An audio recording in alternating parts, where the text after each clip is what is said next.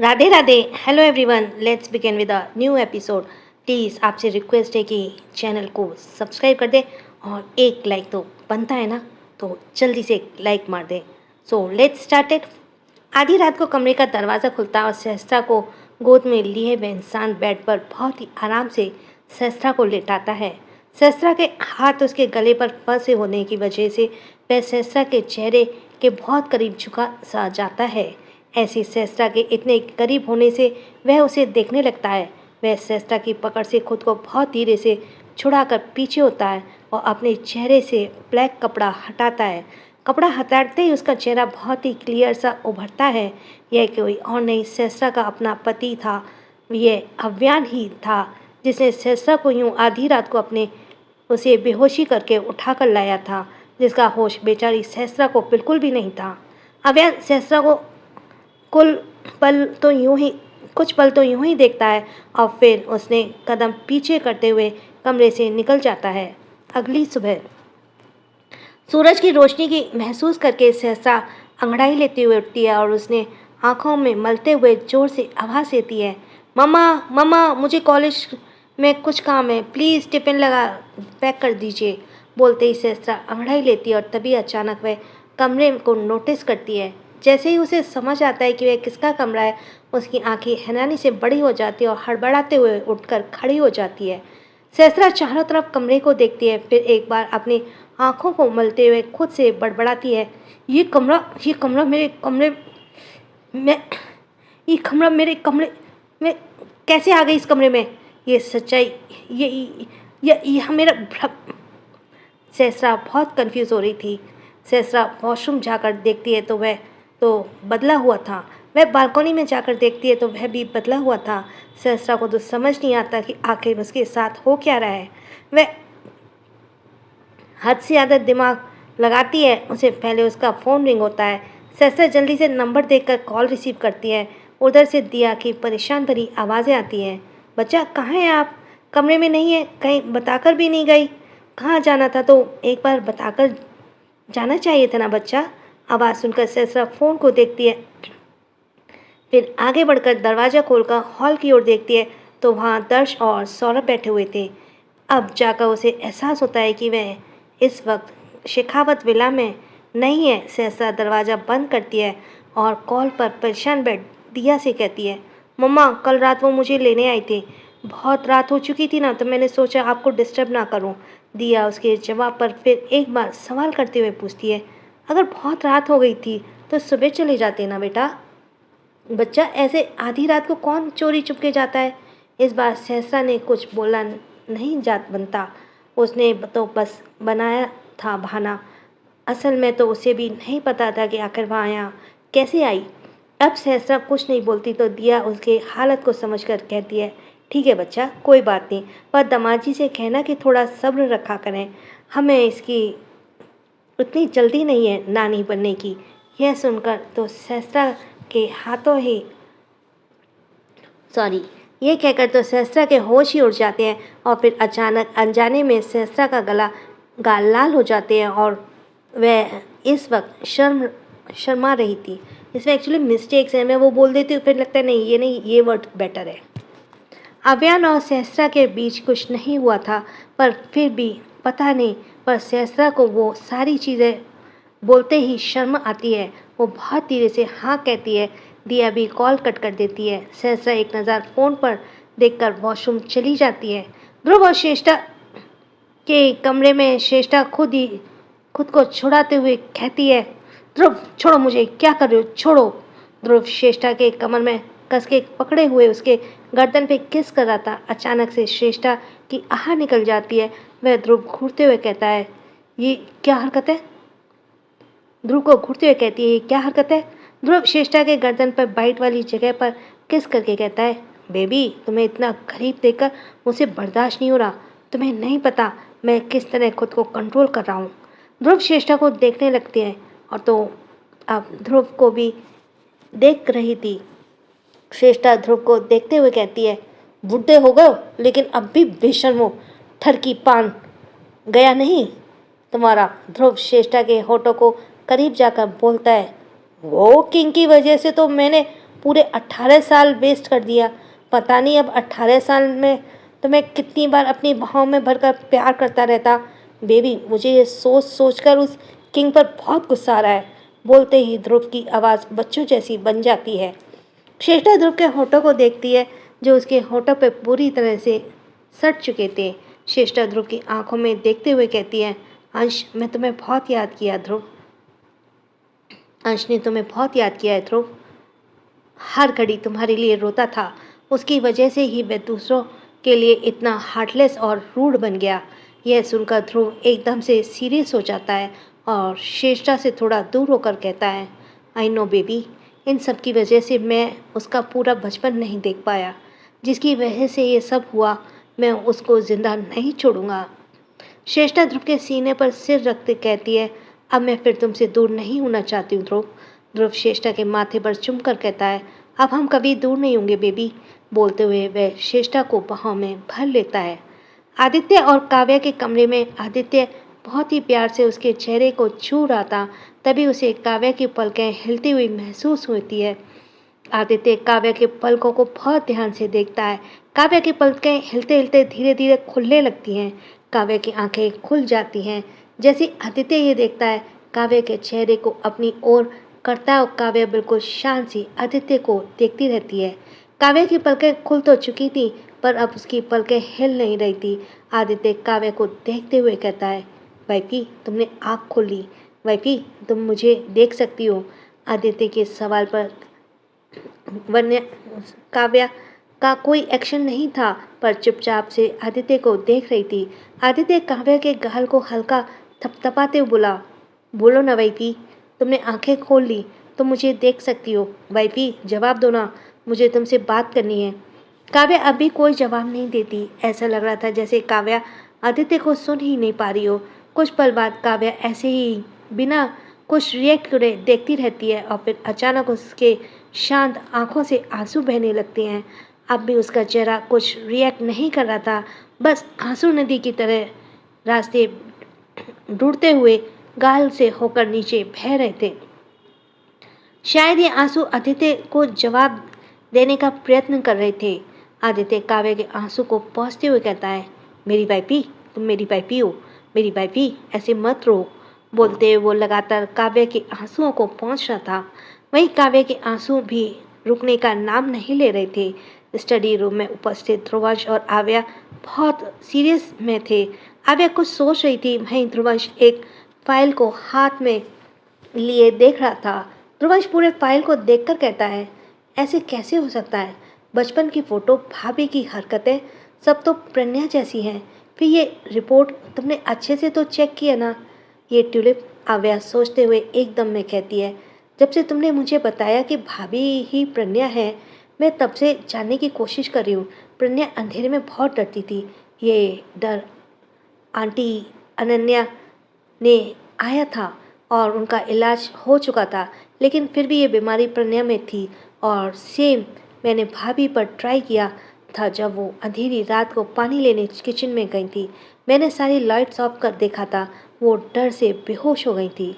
बोलते ही आव्या सोफे पर बैठ जाती है और फिर से कहती है, प्रज्ञा के बाएं हाथ में और कान में पीछे तिल था जो मैंने भाभी के भी देखा।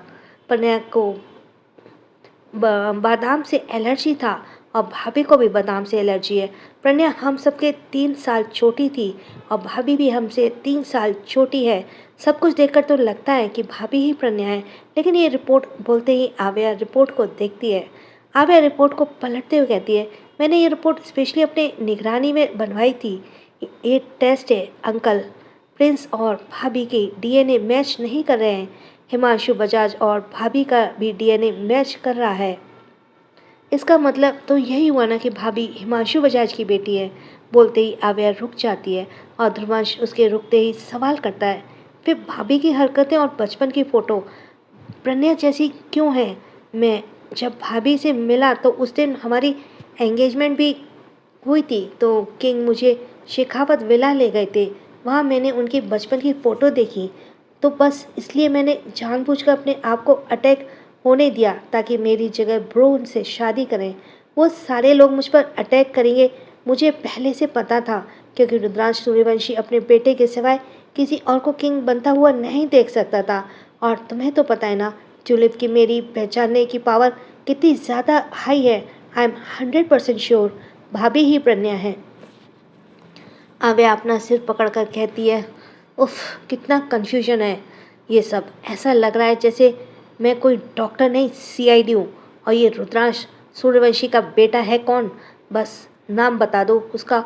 उन दोनों बाप बेटों को तो मैं अपने हाथों से मारूंगी। अच्छी खासी जिंदगी की वाट लगा दी है उसने। ध्रुवंश आव्या से सिर को अपने गोद में रखती है और फिर धीरे धीरे दबाते हुए कहता है, रियली रियल नाम तो नहीं पता, पर माफिया वर्ल्ड में उसका नाम टाइगर है। मैं उससे मिला, बात भी किया। मुझे नहीं लगता वो उस कमीने जैसा है। मेरे हिसाब से तो वो बस खतरनाक है, लेकिन दिल।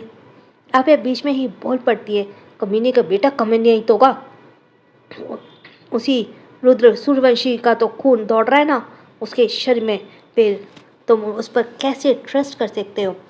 ध्रुवंश आव्या को देखता है और जिसके चेहरे पर एक नफरत और गुस्सा झलक रही थी। ध्रुवंश आव्या के माथे पर किस करके कहता है, मेरी नन्ही सी जान, भूलो मत मेरे दादाजी के बेटे रुद्रांश सूर्यवंशी और ध्रुव सूर्यवंशी यानी मेरे डैड हैं, और दोनों के शरीर में मेरे दादाजी का ही खून है बह रहा है। फिर डैड अच्छे और रुद्रांश सूर्यवंशी बुरे क्यों हैं? खून मैटर नहीं करता ट्यूलिप। बोलते ही ध्रुवंश आव्या को सिर पर धीरे धीरे सहलाने लगता है। आव्या मुंह बनाते हुए कहती है, मना तो ऐसे रहे हो जैसे आपके साथ शादी करवानी है मेरी। उसके साथ ध्रुवंश हंसते हुए आव्या को देखता है और उसके गाल को खींचते हुए कहता है, ऐसा मुंह बनाते हुए तुम कितनी क्यूट लगती हो ट्यूलिप। आव्या ध्रुवंश को घूर कर देखती है। तभी दरवाज़ा नॉक होता है। आव्या सिर घुमाकर दरवाजे को देखती है तो फिर ध्रुवंश के गोद से सिर उठाकर बैठ जाती है। ध्रुवंश उठकर दरवाजे की ओर देखता है तो दरवाज़ा खुलता है। दरवाज़ा खुलते ही उसके मुंह से एकाएक निकलता है, भाभी। भाभी सुनते ही आव्या जल्दी से पायल को उठाकर सोफे से रखे तकिए के पीछे छिपा लेती है और अच्छे से बैठ जाती है। सहसा तुरंत स्टडी रूम में घुसकर ध्रुवंश को घूरते हुए कहती है, आप हमारे साथ ऐसा कैसे कर सकते हैं? हमने आने से मना कर दिया तो आपने हमें किडनैप ही कर लिया। आप ऐसे कैसे हमारे मर्जी के खिलाफ हमें ला सकते हैं? ध्रुवंश कंफ्यूज होकर भाभी से कहता है, सहस्रा को पहले तो कुछ समझ ध्रुवंश कंफ्यूज होकर सहस्रा को देखता है। सहस्रा को पहले तो कुछ समझ नहीं आता, लेकिन जब समझ आया तो सबसे पहले शक उसका ध्रुवंश पर गया। इसलिए वह ध्रुवंश को खोजते हुए स्टडी रूम में आ पहुंची। ध्रुवंश कंफ्यूज सा बोलता है, किडनैपिंग? मर्जी? आप ये क्या बोल रही हैं भाभी? और आप कब आई? मुझे तो पता भी नहीं है कि आप वापस आ गई। ध्रुवंश के ऐसे बोलने पर वह सहस्रा पूरी तरह से कंफ्यूज हो जाती है। वह धीरे से सिर उठाकर ध्रुवंश को देखते हुए कहती है, इसका मतलब आप मुझे लेकर नहीं आए हैं? ध्रुवंश खामोशी से नाम में सिर हिला देता है। आव्या भी तुरंत उठकर उसके पास आकर कहती है, आज तो रात के सुबह तक मेरे साथ ही स्टडी रूम में है। सहस्रा को अब अपनी गलती का रियलाइज़ होता है। सिर झुकाए धीरे से कहती है, सॉरी, हमें लगा शायद आप मुझे लेकर आए हैं। अगर आपने नहीं तो कौन मुझे यहाँ पर लेकर आए, जिनकी हमें खबर तक नहीं। बोलते हुए सहस्रा बहुत ज़्यादा कंफ्यूज थी।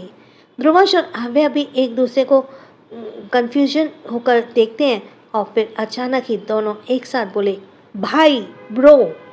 दोनों के ऐसे एक साथ आव्या की ओर इशारा करने से सहस्रा का दिल एक पल के लिए तेजी से धड़क उठता है। वह सिर उठाकर दोनों को देखती है तो ध्रुवंश और आव्या दोनों एक साथ हाँ में सिलाते हैं, जैसे उन्हें पूरा यकीन है कि सहस्रा को आव्यान के सिवा कोई छू नहीं सकता। सहस्रा दोनों को एक नज़र देखकर सिर हिलाकर वहाँ से चली जाती है। सहस्रा कमरे में खुद से बड़बड़ाते हुए कहती है, बताइए, इस तरह भी कोई अपनी पत्नी को किडनैप करके लाता है? भला मुझे जगाना तक जरूरी नहीं समझा उन्होंने। पता नहीं लोगों से बात करने से क्यों ही बिगड़ जाएगा उनका। लोगों से छोड़ो, कम से कम मुझसे एक शब्द तो बोल सकते हैं ना। ऐसा लगता है किसी इंसान नहीं जानवर से शादी हो गई है हमारी। जानवर नहीं, जानवर फिर भी आवाज़ निकालते हैं, लेकिन इनका तो मैं तब भी नहीं, इनका तो हूँ तक नहीं निकलता। सहस्रा फ्रस्ट्रेशन में ये सब बोले जा रही थी। तभी चेंजिंग रूम से दरवाज़ा खुलता और सहस्रा मुड़कर देखती है तो अभियान चेंजिंग रूम से रेडी होकर बाहर आ रहा था। अभियान सीधे टेबल के पास आता है, वहाँ से वॉच उठाकर पहनता है। सहस्रा उसे एकटक देखने लगती है। ग्रे कलर की शर्ट और ब्लैक पैंट में बिजनेस सूट में अभियान इतना ज़्यादा हैंडसम लग रहा था कि सहस्रा की नज़र ही उस पर से हट नहीं पा रही थी। वैसे तो अभियान हमेशा ही परफेक्ट लगता था एक्सक्यूज़ मी वैसे तो अभियान हमेशा ही परफेक्ट लगता था, इस वजह से सहस्रा हमेशा उसमें कहीं खोई सी रहती थी। अभियान अपने काम में ब्लूटूथ ईयरफोन लगाता है और अपने फ़ोन पर कुछ चेक करते हुए जाने लगता है। उसे जाता देखकर सहस्रा एकदम से पूछती है, आपने मुझे किडनैप क्यों किया? सहस्रा के अचानक सवाल में अव्यन के एकदम कदम रुक जाते हैं। अव्यन के कदम जैसे ही रुकते हैं, सहस्रा के दिल डर से, नर्वस से तेजी से धक धक धड़कने लगते हैं। अव्यन धीरे से पीछे मुड़कर सहस्रा को देखता है। सहस्रा अव्यन को देखता पाकर कहती है, हमारा मतलब है आप। बोलते हुए सहस्रा की नज़र अव्यन के कदमों पर पड़ती है, जो अब बढ़ते हुए सहस्रा की ओर ही आ रहे थे। सहस्रा का दिल तेजी से धड़कने लगता है। अव्यन के बढ़ते कदम से सहस्रा भी अपने कदम धीरे धीरे पीछे करने लगती है और हकलाते हुए कहती है, आप, हमारा मतलब है आपने हमें ऐसे। अव्यन की नज़र बस सहस्रा पर थी और वह बढ़ते ही जा रहा था। वहीं सहस्रा भी अपने कदम पीछे हटाती जा रही थी। अव्यन के बढ़ते कदम से बचने के लिए सहस्रा अपने पीछे करते कदम से अचानक बेड पर टकरा जाती है। टकराने की वजह से वह बैठ सीधा बेड पर जाती है। अब तो सहस्रा के मुंह से कुछ निकल ही नहीं रहता। अव्यन के कदम धीरे धीरे सहस्रा के पास आ जाते हैं। अव्यन सहस्रा को देखते हुए उसके चेहरे पे झुकने लगा। अब सहस्रा का दिल इस कदर धड़कने लगा मानो धड़क धड़क कर अभी बाहर आ जाएगा। अव्यन सहस्रा के चेहरे के एकदम करीब झुक जाता है। अब दोनों की आंखें, उसका चेहरा बहुत करीब था। अव्यन अभी सहस्रा को ही देख रहा था, वहीं सहस्रा भी अव्यन को ही देख रही थी। दोनों के बीच बिल्कुल शांति थी, लेकिन एक आवाज़ थी जो दोनों के बीच गीत बनने का काम कर रही थी, और वो सहस्रा की धड़कन। अव्यन का इतना करीब होने से सहस्रा की धड़कन अपने आप धड़क रही थी। सहस्रा देखती है तो अब अव्यन उसके और करीब झुक रहा था। यह महसूस कर वह कसकर अपनी आंखें बंद कर लेती है, क्योंकि अब उससे अव्यन का इतना करीब आना सहा नहीं जा रहा था। आंखें बंद किए ही सहस्रा को अब अव्यन की सांसें अपने चेहरे पर महसूस हो रही थी। सहस्रा जब महसूस करती है तो वह बेडशीट कसकर मुट्ठी में भर लेती है। अव्यन कुछ पल सहस्रा के चेहरे को करीब से देखता है और फिर बेडशीट पर रखी फाइल पर नज़र डालता है। वह सहस्रा के चेहरे के झुके हुए ही बेड पर रखा फाइल उठाता है। फाइल उठाकर वह सीधा खड़ा होता है और फिर कमरे से निकल जाता है। सहस्रा, जो अब तक अव्यन की करीबी को महसूस कर रही थी, अब उसे अपने आप आसपास कुछ भी महसूस नहीं होता। सहस्रा धीरे धीरे अपनी आंखें खोलती है तो पाती है कमरा एकदम खाली है। अव्यन जा चुका था। सहस्रा अपने दिल पर हल्का हाथ रखे राहत की सांस लेती है।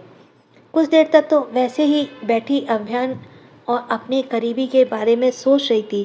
फिर अचानक उसे याद आता है कि उसे कॉलेज जाना था। सहस्रा बेड से उठती है, रेडी होकर बैग लेती है और अपने कदम बढ़ाते हुए नीचे चली जाती है।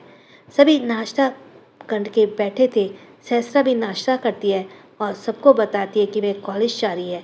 अव्यन नाश्ते पर नहीं था, वह पहले ही ऑफिस के लिए निकल चुका था।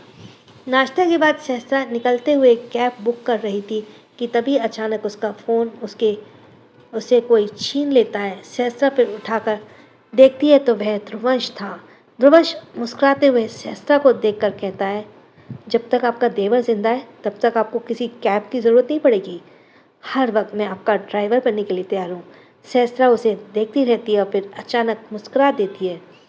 कार के पास पहुंचते ही ध्रुवंश दरवाज़ा खोलता है और सहस्रा को बैठने का इशारा करता है। सहस्रा कार में बैठ जाती है और ध्रुवंश दूसरी तरफ जाकर ड्राइविंग सीट पर बैठ जाता है। कार सक्सेना हाउस से निकल जाती है। ध्रुवंश गाना चलाता है और गुनगुनाते हुए ड्राइव करने लगता है। ध्रुवंश के कूल नेचर को देख सहस्रा एकदम से सवाल कर बैठती है, आप माफिया किंग हैं, लेकिन आपके चेहरे से ये सब बिल्कुल नहीं लगता।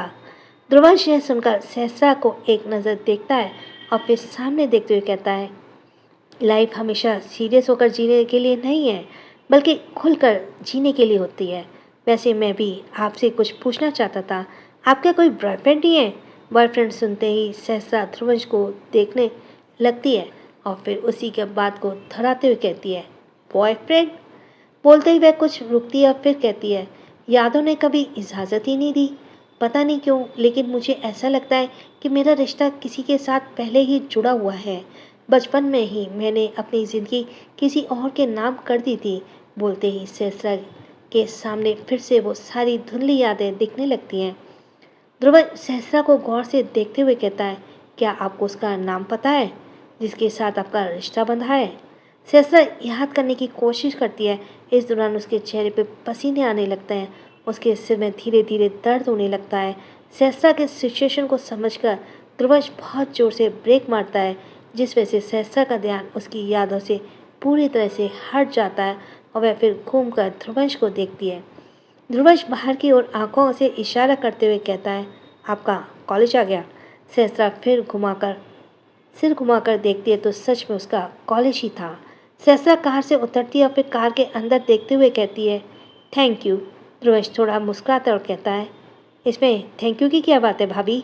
आप काम खत्म होते ही आप मुझे कॉल कीजिएगा, मैं आपको लेने आ जाऊंगा। सहस्रा हाँ बोलती है और ध्रुवंश सहस्रा को उसका नंबर मांगता है। सहस्रा ध्रुवंश को नंबर देकर कॉलेज की ओर बढ़ जाती है। वहीं कॉलेज दोनों को देख रही थी काजल, और उसका ध्यान बस कार की ओर था। सहस्रा उसे ऐसे खड़ा होकर दूसरी ओर देखता पाकर कहती है, कहाँ खोई हुई है? चल अंदर नहीं जाना क्या? काजल कार से नज़रें हटाकर सहस्रा को मुस्कुराते हुए देखती है। सहस्रा उसका हाथ पकड़कर लेकर जाने लगती है। काजल फिर से मुड़कर कार को देखने लगती है। कार अब वहाँ से चली जाती है। काजल कार के जाते ही सहस्रा को देखती है और उसे अंदर लेकर जा रही थी और उसका पूरा ध्यान सामने की ओर था। काजल भी सहस्रा के साथ साथ चलते हुए कहती है, अरे बाबा, मैं चल रही हूँ, अब मेरे हाथ तो छोड़। ऐसा लग रहा है जैसे मैं बच्ची हूँ और तुम मुझे स्कूल छोड़ने आई हो। सहस्रा हंसते हुए काजल का हाथ छोड़ देती है और उसे देखते हुए कहती है, काजल तू भी ना, और जूही कहाँ है? उसके इतना बोलते ही जूही आगे से भागते हुए आती है और सीधा सहस्रा के गले लग जाती है। जूही तुरंत सहस्रा से दूर हटकर कहती है, यार तुम तो मेरा कॉल भी रिसीव नहीं करती। मुझे तुमसे बहुत कुछ पूछना है, सुहाग रात के बारे में, जीजू के नेचर के बारे में, और बहुत सारे सवाल करने हैं। पहले तो अपना काम खत्म कर ले, फिर हम बात करेंगे। जूही की एक्साइटमेंट देखकर सहस्रा मुस्कुरा उठती है, लेकिन उसके अजीबोगरीब सवाल से उसकी अभी से दिमाग खराब होने लगा था। अगर जूही ने ये सब पूछा तो वह क्या जवाब देगी? वहीं दूसरी तरफ ध्रुवंश धारा को एड़ियों के बल बैठा देखते हुए गाने लगता है, तेरी मेरी मेरी तेरी प्रेम कहानी है मुश्किल, दो लफ्ज़ों में ये बयां ना हो पाए। इस तरह से वो गाता है आगे भी। गाते हुए उसका चेहरा सर्द और था और धारा अब भी उस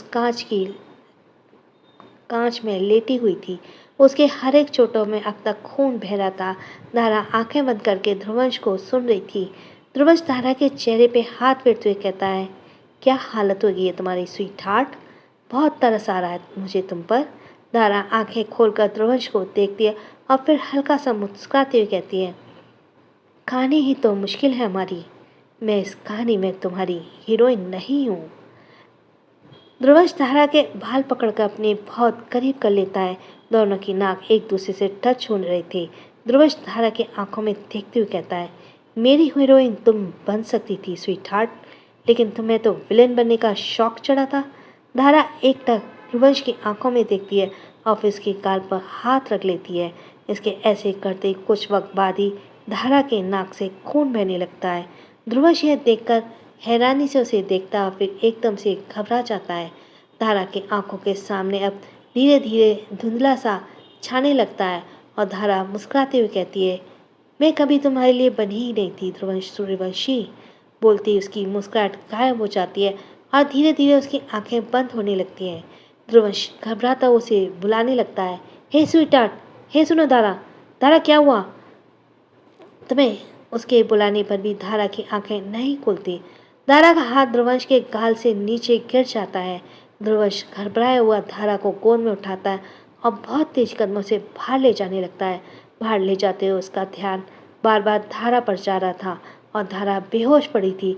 उसके पैर हाथों से खून दिख रहे थे और अब तो नाक से भी खून बह रहा था। रात का वक्त था। आव्या इस वक्त एक होटल में आशा के एंगेजमेंट पार्टी में उपस्थित थी। आव्या को देखकर आशा बहुत खुश थी। किसी के लिए ये बहुत बड़ी बात होती है जब वह जहाँ काम करते हैं उसका मालिक उनके किसी फंक्शन को अटेंड करे। और वैसे भी आव्या दूसरों के हमेशा खुश देखने का प्रयत्न करती है। वह साइड में बैठी फ़ोन पर कुछ करती है, तभी उसके पास एक लड़का आकर बैठ जाता है। आव्या सिर उठाकर देखती है तो वह विहान था। विहान को देखती आव्या की भौहें चढ़ जाती हैं और उसे अजीब नज़रों से देखते हुए कहती है, तुम मेरा पीछा करते हुए यहाँ तक आ गए? विहान सीरियस अंदाज में बोलता है, तुम जहाँ जहाँ मैं वहाँ वहाँ। बोलते ही वह अपने दांत दिखा देता है। आव्या जैसे घूरते हुए देखने लगती है।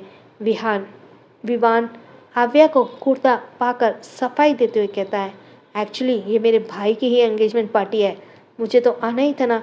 मुझे नहीं पता था कि मुझे अपनी ज़िंदगी सामने दिख जाएगी। आव्या फिर एक बार उसे पूरी तरह से घूरती है। विवान हंसते लगता है। आव्या दूसरी तरफ देखने लगती है। विवान आव्या को देखते हुए पूछता है, वैसे तुमने हॉस्पिटल क्यों छोड़ दिया? विवान के सवाल पर नाखुशी से आव्या जवाब देती है, मेरे छोड़ने से तुम्हें कोई लॉस तो हो गया क्या? आव्या का ऐसा जवाब से विवान का मुंह बन जाता है। आव्या उसे देखती है और उठकर वहाँ से चली जाती है। विवान भी उसके पीछे चला जाता है।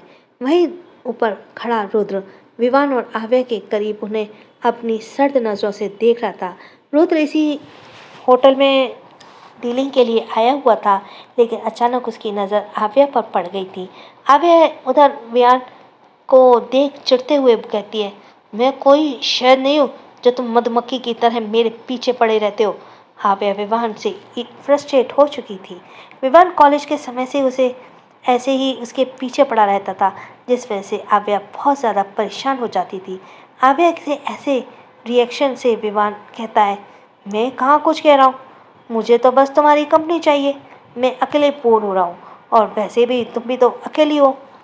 आव्या बोरियत में उसे देखते ही तभी उसके पास एक वेटर आता है और आव्या की ओर एक जूस बढ़ा देता है। आव्या भी तुरंत उस जूस को लेकर पीने लगती है। वे विवांश को बहुत ज़्यादा फ्रस्ट्रेट हो चुकी थी, जिस वजह से वह जूस को एक झटके में ख़त्म कर लेती है और कुछ दूरी पर खड़ा लड़का यह देखकर अजीब तरह से मुस्कुराता है। जूस पीने के कुछ वक्त बाद ही धुंधला सा दिखाई देने लगता है। वह लड़खड़ा सी जाती है। विवान उसे तुरंत पकड़ लेता है और आवाज़ देता है, आव्या, आव्या, क्या तुम ठीक हो? आव्या अपने सिर पर हाथ रखे धीरे से कहती है, पता नहीं क्या हुआ, मुझे अचानक चक्कर आ रहे हैं। बोलते ही आव्या विवान के कंधे पर हाथ रख लेती है। विवान आव्या को ऐसे देखकर कहता है, लगता है किसी ने जूस में कुछ मिला दिया।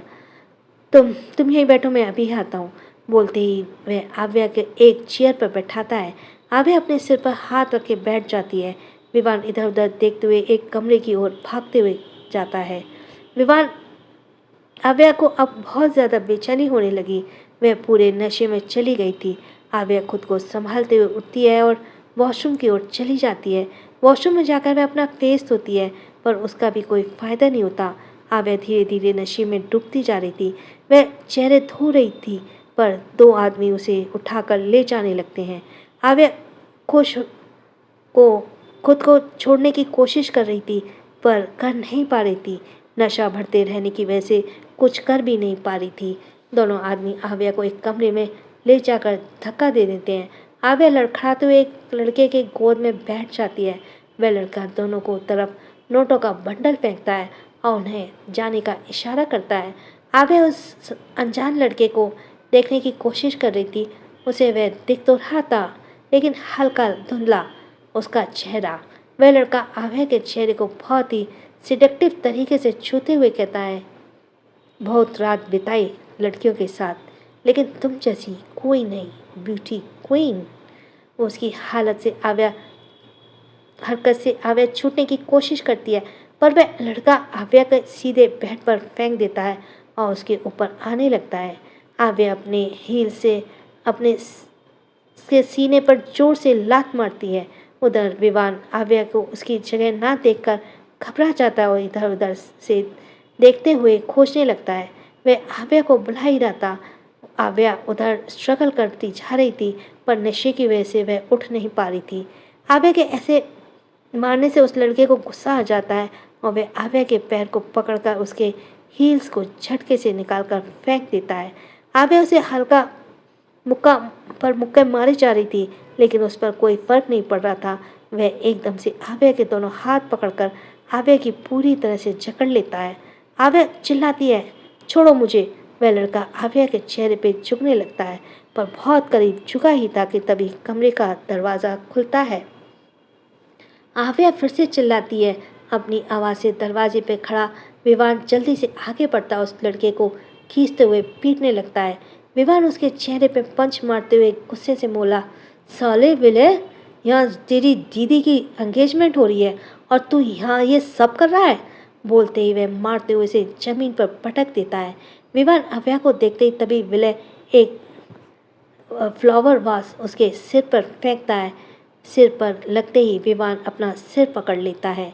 विलय अब उठकर विवान के मारने लगता है और विवान को जब महसूस होता है कि अब कुछ नहीं कर पाएगा तो वह आव्या को देखते हुए चिल्लाता है, आव्या तुम यहाँ से जाओ।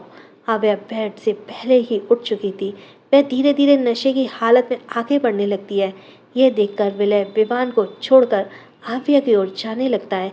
तभी विवान उसका पैर पकड़कर खींच लेता है, जिस वजह से वह पेट के बल गिरता है। विवान फिर से चिल्लाता है, आव्या जल्दी जाओ यहाँ से। आव्या अब कदम बढ़ाते हुए कमरे से निकल जाती है। विलय विवान को देखते हुए उसे एक लात मारता है और उठकर आव्या के पीछे जाता है। विवान भी उठता है और उसे रोकने के लिए उसके पीछे जाता है। आव्या नशे की हालत में चल रही थी। अचानक ही वह लड़खड़ा जाती है और किसी के भाव में जा गिरती है। आव्या सिर उठा के देखती है, पर अब आव्या को पूरा धुंधला दिख रहा था, क्योंकि वह पसीने से पूरी भीग चुकी थी, तो आंखें ढंग से खोल भी नहीं पा रही थी। आव्या का सिर टेढ़ा करके देखता है, फिर सामने देखता है। सामने विवान ने विलय को पकड़ रखा था, पर विलय उसे बहुत तेज धक्का देने कर जमीन पर गिरा देता है। वह लड़का यह देखकर आव्या को कमर से पकड़ लेता है। आव्या अपने हाथ उसके कंधे पर रखते हुए उसे देखने लगती है। आव्या उसके बहुत करीब थी और उसके बावजूद वह उसे देख नहीं पा रही थी। उसका चेहरा एकदम धुंधला था और वह लड़का अपने बैग से गन निकालता है और सामने की ओर पॉइंट करता हुआ शूट करता है। आव्या अपनी आंखें बंद कर लेती है। गन की आवाज़ तब तक आती है जब तक गन से पूरी गोली खत्म नहीं हो जाती। आव्या बंद होते ही आवाज़ बंद होती आव्या धीरे से अपनी आंखें खोलती है और पलकें झपकाते हुए उसे देखने लगती है। वहीं सामने विवान हैरानी से आव्या और उस लड़के को देख रहा था। फिर विलय की लाश को, जिस पर सारी की सारी गोलियां उसने सीने पर लगी हुई थी, उसका पूरा शरीर खून से लथपथ था। आव्या को पकड़ा हुआ लड़का कोई और नहीं रुद्र था। रुद्र विलय की लाश को अपने जलती हुई नज़रों से देख रहा था। विवान खड़ा होकर बस हैरानी से दोनों को देख रहा था। उसे समझ नहीं आ रहा था कि आखिर ये कौन है। धीर जल्दी से आगे बढ़कर विवान के सामने खड़ा होकर कहता है, मैम बॉस की गर्लफ्रेंड है। यह सुनकर विवान एकदम से शॉक्ड हो जाता है और मन मन गर्लफ्रेंड शब्द को दोहराता है, क्योंकि जहाँ तक उसे याद था आव्या का आज तक कोई बॉयफ्रेंड नहीं था। उसी की जानकारी के साथ विवान सिर उठाकर फिर एक बार रुद्र को देखता है, जो अब विवान को ही देख रहा था। विवान विलय की लाश को देखता है और फिर जाने के लिए मुड़ता है, क्योंकि उसे रुद्र की बात ना मानकर उसका शिकार नहीं बनना था। विवान कुछ कदम ही चला था कि तभी उसे रुद्र की सर्द आवाज़ आती है, आज के बाद इसके आसपास भी भटका तो तुम्हारी आत्मा भटकती रह जाएगी। रुद्र की बात और ऊपर से आई सर्द आवाज़ सुनकर विवान के रोंगटे खड़े हो जाते हैं और वह बिना मुड़े तेज कदमों से जल्दी से चला जाता है। रुद्र अब आव्या को देखते हैं जो नशे की हालत में रुद्र को देखने की कोशिश कर रही थी। रुद्र आव्या के कमर को पकड़ छोड़ता है जिससे आव्या फिर एक बार लड़खड़ाते हुए रुद्र के सीने से लग जाती है। रुद्र आव्या के कान में धीरे से कहता है, कैन आई टच यू? आव्या पलकें झपकाते हुए रुद्र को देखने लगती है। ऐसा करते हुए आव्या बहुत क्यूट लग रही थी। आव्या एकदम मासूम सी आवाज़ में कहती है, मैं चल नहीं पा रही हूँ, मुझे घर जाना है। आव्या की आवाज़ नशे की वजह से बिल्कुल बच्चों जैसी हो चुकी थी और वह नशे में अजीब अजीब सी मुंह बना रही थी। आव्या रुद्र से सटी हुई थी, अपनी दोनों हाथ ऊपर करके कहती है, मुझे गोदी करो। रुद्र आव्या के अजीब बनते मुंह को देखने लगता है। कुछ पल तो रुद्र आव्या को देखता रहता है और फिर एकदम से उसके कमर से पकड़ कर उठा लेता है, जिससे आव्या रुद्र की कमर पर अपने दोनों पैर लपेट लेती है और अपने दोनों हाथ उसके गर्दन पर लपेट लेती है। रुद्र आव्या को लेकर अब जाने लगता है। वह आव्या को एक होटल रूम में लेकर जाता है और बेड पर बैठ जाता है। आव्या कमरे को सिर घुमाकर देखने लगती है। वह चारों ओर देखते हुए कहती है, ये मेरा घर नहीं है, मुझे अपने घर जाना है। मेरा बच्चा मेरा इंतज़ार कर रहा होगा। बच्चा शब्द सुनते ही रुद्र की भौहें बढ़ जाती हैं। वह एकदम से सवाल करता है, क्या कहा तुमने? आव्या को तो अब जैसे रुद्र की आवाज़ सवाल सुना ही नहीं दिया। आव्या अब अपनी ड्रेस को खोलने की कोशिश करते हुए कहती है, ये खुल क्यों नहीं रहा? बहुत अनकंफर्टेबल है। आव्या इतना बोलते बोलते ड्रेस को कंधे से नीचे करने लगती है, जिसे देखकर रुद्र की आंखें एक अजीब से करंट दौड़ जाता है। आव्या के गोरे कंधे उसे साफ तरीके से दिख रहे थे। आव्या पीठ की ओर हाथ ले जाकर जिप खोलने की कोशिश करती है। वह नशे में इस कदर गुम थी कि उसे पता नहीं था कि वह क्या कर रही है। वही रुद्र अब जब यह देखता है तो वह तुरंत आव्या की ड्रेस को कंधे से ऊपर करता है और फिर उसके दोनों हाथ पकड़कर खुद बेड पर बैठ जाता है और आव्या को अपनी गोद में बिठा लेता है। आव्या अपने हाथ को छुड़ाने की कोशिश करने लगती है। वह छोटे बच्चे की तरह खुद को छुड़ाने की कोशिश करते हुए कहती है, छोड़ो छोड़ो मेरा हाथ। बोलते हुए वह बहुत ज़्यादा हिल रही थी। वहीं रुद्र के लिए अब कंट्रोल करना मुश्किल हो रहा था। आव्या का छोटा सा चेहरा एक तो रुद्र के इतने करीब था जिससे रुद्र की नज़रें बार बार उसके होठों पर ठहरती जा रही थी। वहीं आव्या छुड़ाते हुए बहुत ज़्यादा हिल रही थी। उसे नहीं पता, लेकिन वह ऐसे करके रुद्र को सिड्यूस कर रही थी। रुद्र के तन बदन में जैसे ही अब आग लगने लगती है। रुद्र एकदम से सख्ती से कहता है, don't move otherwise I can't control my self. Rudra के यह बोलते ही आव्या आंखें छोटी करके उसे घूरती है और उसी तरह घूरते हुए बच्चे जैसी आवाज़ में कहती है, क्या करोगे तुम? आव्या बोलती है और रुद्र की नज़रों को देखती है। रुद्र के नज़रें आव्या के हिलते हुए होठ पर जैसे महसूस करते आव्या कहती है, तुम मुझे किस करोगे? देखो, अगर तुमने ऐसा किया ना तो मैं पुलिस कंप्लेन कर दूंगी। आव्या सोचने की कोशिश करते हुए आखिर में बोल देती है। वहीं आव्या की यह बात सुनकर रुद्र की आंखें छोटी हो जाती हैं। वह उस छोटी आंखों से ही आव्या को घूर रहा था। आज तक इतने लोगों को मारने के बाद किसी के उसके खिलाफ पुलिस कंप्लेन नहीं की, और ये लड़की एक किसके लिए पुलिस कंप्लेन करने की धमकी दे रही थी। आव्या कुछ देर तक रुद्र को गौर से देखती है और फिर उसके चेहरे पे उंगली फेरते हुए कहती है, तुम्हारी आंखें बहुत प्यारी है, तुम्हारे होंठ बहुत अच्छे हैं, तुम्हारे गाल कितने चिकना है, मुझे ये सब बहुत पसंद है और पसंद आया, लेकिन मुझे तुम्हारी नाक नहीं पसंद आई। तुम इसे बदल दो और दूसरी नाक लगा लो। ये नाक गुस्सा बहुत करता है, निकालो इसे और दूसरी लगाओ। बोलते ही आव्या रुद्र के नाक को खींचने लगती है। या यूं है, वह रुद्र के नाक को निकालने की कोशिश कर रही थी। रुद्र इरिटेट होकर फिर से आव्या के हाथ को पकड़ता और झल्लाते हुए कहता, हाउ इरिटेटिंग। आव्या अपने हाथ छुड़ाने की कोशिश करते हुए कहती है, छोड़ो मेरा हाथ, छोड़ो।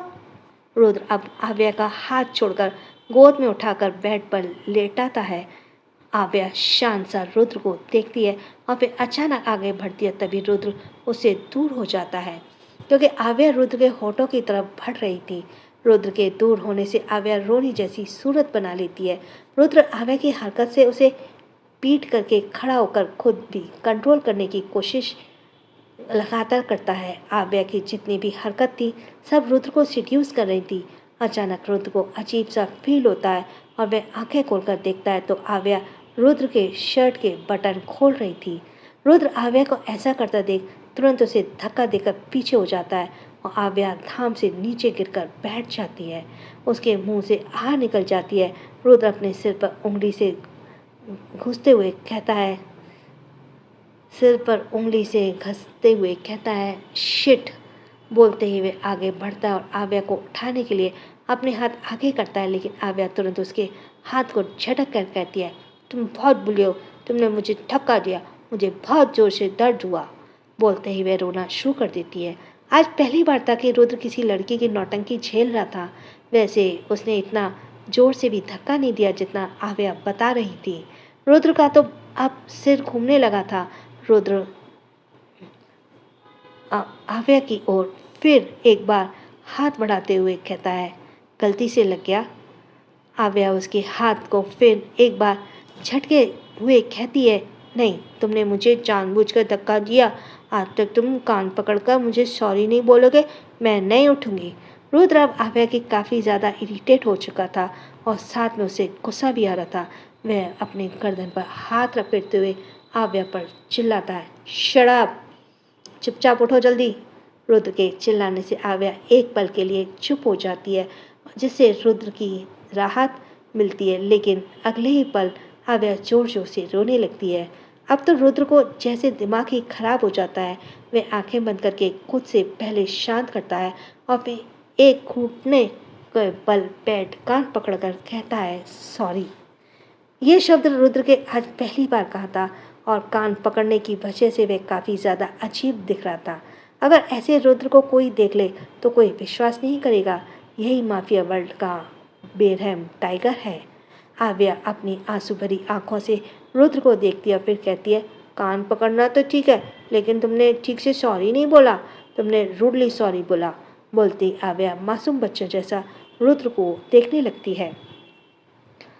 अगर अभी रुद्र के ने आव्या को मना कर दिया तो वह जानता था क्या होगा, इसलिए वह वैसे ही कान पकड़कर आव्या के आंसुओं को भीगे आंसुओं से एकटक देखते हुए बहुत सॉफ्टली कहता है आई एम सॉरी, अब तो उठ जाओ। बोलते ही वह अपना हाथ आगे बढ़ा देता है। आव्या एक नज़र रुद्र के हाथ को देखती है और फिर अपना हाथ उसके हाथों में रख देती है। रुद्र आव्या को पकड़कर खड़ा करता है। आव्या रुद्र के शर्ट की ओर इशारा करते हुए कहती है ये मुझे पहननी है। रुद्र आव्या के इशारे की ओर देखता है और उसने इस वक्त ब्लैक शर्ट पहनी थी। रुद्र आव्या को बेड पर बैठाकर अपने शर्ट के बटन खोलता है और फिर शर्ट उतारकर आव्या को दे देता है। आव्या शर्ट लेकर अपनी ड्रेस को फिर से उतारने लगती है। रुद्र उसे ऐसा करता देख कहता है चेंजिंग रूम में जाकर चेंज कर लो। आव्या बच्चों की जैसे नाम में सिर हिलाकर कहती है मुझे यहीं चेंज करना है। बोलते ही वह जिप खोलने की कोशिश करती है। रुद्र आगे बढ़कर दूसरी ओर देखता है और वह ड्रेस की जिप खोलता है और उससे दूर होकर पीट करके आंख बंद करके खड़ा हो जाता है। आव्या अपनी ड्रेस उतारकर रुद्र की शर्ट पहनती है और इतना करते ही वह सामने रुद्र को देखती है जो शर्टलेस आव्या को पीट करके खड़ा था। आव्या धीरे धीरे आगे बढ़ती है और पीछे से रुद्र को हग कर लेती है। आव्या नशे की वजह से होश में पहले ही खो चुकी थी और अब उसकी पलकें भारी हो रही थी। आव्या की पलकें भारी होने लगती हैं और रुद्र आव्या के आगे हाथ को पकड़ता है, फिर घूमकर आव्या को गोद में उठाकर बेड पर लेटा देता है। आव्या अध खुली आंखों से रुद्र को देखती है। रुद्र आव्या की आंखों में अपने हाथों से बंद करता है। आव्या अब अपनी आंखें बंद कर लेती है और रुद्र आव्या के अच्छे से ब्लैंकेट से कवर करता है और बालकनी में जाकर सिगरेट निकालकर स्मोक करने लगता है। वहीं उधर आव्या के इतनी रात तक घर न आने की वजह से उसे होटल में आव्या को खोज रहा था, क्योंकि आव्या के साथ बॉडीगार्ड भी थे और एंगेजमेंट खत्म होने के बावजूद जब आव्या बाहर नहीं आई तो अंदर आकर ढूंढने लगते थे। उसके बाद जब रोनी ने उन्हें कॉल किया तब उन्होंने बताया कि आव्या गायब है। उनका यह कहते ही रोनी और आव्यान यहाँ आ गए। आव्यान इस वक्त सीसीटीवी रूम में था और फुटेज को देख रहा था। जैसे जैसे फुटेज में हो रही थी घटनाएं, ये देख रहा था। उसका गुस्सा बढ़ते ही जा रहा था। उसका चेहरा एकदम डार्क होते जा रहा था। कंप्यूटर स्क्रीन पर अब 3 लोग के चेहरे दिख रहे थे। वेटर, 2 आदमियों जो आव्या को उठाकर ले गए थे, और उसके साथ जबरदस्ती करने वाला तो पहले ही मर चुका था। आव्यान उन सभी को देखकर रोनी की ओर देखता है। रोनी आव्यान की नज़रों को देखते ही तुरंत अपना फ़ोन निकालकर कॉल करके बोलता है, मैं तुम्हें 3 लोगों की फुट भेज रहा हूँ। अभी 1 घंटे में मुझे पकड़कर डार्क रूम में पहुँचो। बोलते ही रोनी कॉल कट कर देता है। आव्यान चेहरे से उठता है और तेज कदमों से उस रूम में निकल जाता है। रोनी के उसके पीछे जाता है। दोनों आगे बढ़ते हुए होटल के रास्ते से होते हुए गुजरते हैं। आव्यान और रोनी अब उस कमरे में पहुंच जाते हैं जहाँ रुद्र और आव्या मौजूद थे।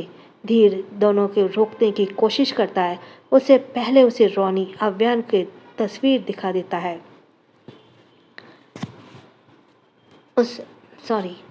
धीर दोनों को रोकने की कोशिश करता है। उससे पहले उसे रोनी आव्यान का तस्वीर दिखा देता है। धीर कुछ पल दरवाजे को देखता है और फिर पीछे हट जाता है। रोनी कमरे का बेल बजाता है। कुछ देर तक तो दरवाज़ा नहीं खुलता, पर थोड़ी देर बाद रुद्र दरवाज़ा खोलता है। आव्यान रुद्र को देखता है जो इस वक्त शर्टलेस था, और फिर सामने बेड पर और देखता है जहाँ आव्या सो रही थी। आव्यान की नज़र नीचे पड़ी आव्या की ड्रेस पर पड़ती है, जिसे वह सीधा रुद्र का गला पकड़ लेता है। रुद्र बस आव्यान को देखता रहता है। रुद्र की नज़र अब आव्यान से के लॉकेट पर पड़ती है, जहाँ एक टूटा दिल बना था और उस पर बहन लिखा हुआ था। धीर जल्दी से अंदर आकर बोलता है, देखिए सर, आप जैसा समझ रहे ऐसा कुछ नहीं है। बॉस ने मैम की जान बचाई है। रुद्र कुछ बोल नहीं पा रहा था, बस आव्यान की आंखों में देख रहा था। आव्यान भी रुद्र का गला पकड़े उसकी आंखों में देख रहा था। कुछ देर तक तो ऐसे ही पकड़े रहता है, फिर धीरे धीरे उसकी पकड़ ढीली हो जाती है। आव्यान रुद्र को छोड़कर आव्या के पास जाता है और रोनी जल्दी से आगे बढ़ के अपना जैकेट उतारकर, जो उसके घुटनों तक का था, रोनी जैकेट आव्यान को देता है और आव्यान आव्या को अपने से सटाकर खड़ा करता है और आव्या को जैकेट पहना देता है, क्योंकि रुद्र की शर्ट बस आव्या के थाई तक आ रही थी और रोनी का जैकेट आव्या के घुटनों के नीचे तक आता है। आव्या के जैकेट पहनने के बाद आव्या को जैकेट पहनाने के बाद गोद में उठा लेता है, जैसे जब कोई बच्चा सोता है तो उठाते हैं, उसी तरह से। आव्या का चेहरा आव्यान के कंधे पर टिका हुआ था और आव्यान अब वहाँ से भड़कर उस कमरे से निकल जाता है। रुद्र बस आव्या को सोते हुए चेहरे को देख रहा था। दूसरी तरफ ध्रुवंश जो है वह रेलिंग को पकड़कर डूबा हुआ था किसी सोच में, और उसकी आंखों में दर्द था। हॉस्पिटल में वह कुछ घंटे पहले ही लौटा था। उसके कान में बस डॉक्टर की एक बात गूंज रही थी, पेशेंट को कैंसर है, वह इस वक्त आखिरी स्टेज पर है, इस हफ्ते में ही उसकी डेथ पॉसिबल है। यह सुनकर किसी भी आशिक के लिए आसान नहीं होता है। ध्रुवंश भले धारा को मारना चाहता था, लेकिन आज जब उसे यह पता चला कि धारा बस 1 हफ्ते के लिए जीने वाली है, तो उसके सामने बस धारा का मासूम चेहरा, उसके साथ वक्त बिताए, ये सारी चीज़ें ही दिख रही थी। ध्रुवंश अपने दर्द में गुम ही था, तभी कार रुकने की आवाज़ आती है। कार से आव्यान और आव्या की ऐसी हालत में उतारता देख ध्रुवंश सब कुछ भूलकर जल्दी से दौड़ता हुआ नीचे जाता है। डोर बेल बजता है, पर रात ज़्यादा होने की वजह से कोई जगह नहीं था। ध्रुवंश दौड़कर जल्दी से दरवाज़ा खोलता है और आव्या को देखते ही हड़बड़ा कर बोला, ट्यूलिप ब्रो, क्या हुआ ट्यूलिप को? आव्यान एक नज़र ध्रुवंश को देखता है और फिर बिना कुछ बोले आव्या को लेकर उसके कमरे की ओर बढ़ जाता है। ध्रुवंश और रोनी को देखते हुए कहता है, अब तू बताएगा ट्यूलिप के साथ क्या हुआ है? रोनी ध्रुवंश को देखकर उसका हाथ पकड़ लेता है। आव्यान आव्या को पहला जैकेट को उतारकर बेड पर अच्छे से लेटाता है, क्योंकि आव्या को इसे अनकंफर्टेबल हो सकती थी। आव्यान आव्या के चेहरे के बालों को हटाता है जो बिखरे हुए थे, फिर एसी चालू करके आव्या के माथे को चूम लेता है। इतना करते ही वह बाहर जाकर दरवाज़ा बंद करता है और हॉल की ओर चला जाता है। रोनी ने अब तक ध्रुवंश को सब कुछ बता दिया था। जिस वजह से उसकी गुस्से से नसें उभरने लगी थी। अव्यान उन दोनों के पास पहुंचता है, तभी रोनी का फ़ोन बजता है। रोनी फ़ोन रिसीव करके बात करता है तो दोनों को देखकर कहता है वो दोनों पकड़े गए। यह सुनते ही ध्रुवश जल्दी से बाहर निकल जाता है क्योंकि उसका गुस्सा से खून खौल रहा था। अव्यान और रोनी भी जाते हैं। कार बहुत तेज़ रफ्तार से सक्सेना हाउस से निकल जाती है। So thanks for listening. छोटों का प्यार, बड़ों को सम्मान, लाइक करते जाना। अब तो सुन लिया ना, तो अब तो लाइक बनता है। राधे राधे।